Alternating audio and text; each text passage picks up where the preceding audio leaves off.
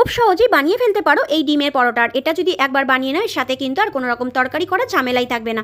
তো প্রথমেই যেটা করব, ময়দাটাকে ভালো করে সাদা তেল দিয়ে ময়াম দিয়ে নেবো। এবার উষ্ণ গরম দুধ দিয়ে ভালো করে মেখে নিতে হবে। তোমরা চাইলে এটা গরম জল দিয়েও মেখে নিতে পারো। দুধ দিলে ডোটা খুব সফট হয়। তারপর দুটো ডিম একটা পাত্রের মধ্যে ফাটিয়ে নেবো। এবার ওর মধ্যে একে একে দিয়ে দেবো পেঁয়াজ কুচি, লঙ্কা কুচি, ক্যাপসিকাম কুচি, আর দিয়ে দেবো সামান্য একটু ধনেপাতা কুচি, স্বাদ মতো লবণ আর গোলমরিচ গুঁড়ো দিয়ে সব কিছুকে খুব ভালো করে মিশিয়ে রেখে দেবো।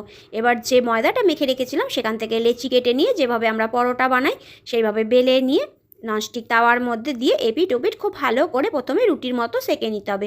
ভালো করে দুপিট যখন সেঁকা হয়ে যাবে তখন ডিমের গোলাটা দিয়ে ভালো করে খুন্তির সাহায্যে চারিদিকে ছড়িয়ে দিয়ে আস্তে করে এটাকে উল্টে দিতে হবে। তারপর আর এক পিঠেও এইভাবে ডিমের গোলা দিয়ে ভালো করে লাগিয়ে নিয়ে তেল দিয়ে খুব ভালো করে এপিট ওপিট করে ভেজে নিতে হবে। তো এইভাবে আমি সব কটা পরোটা ভেজে নেবো।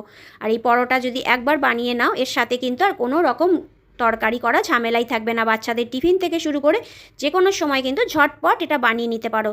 তো এইভাবে একবার ডিম পরোটা বানিয়ে দেখো, খেতে কিন্তু দারুণ লাগে।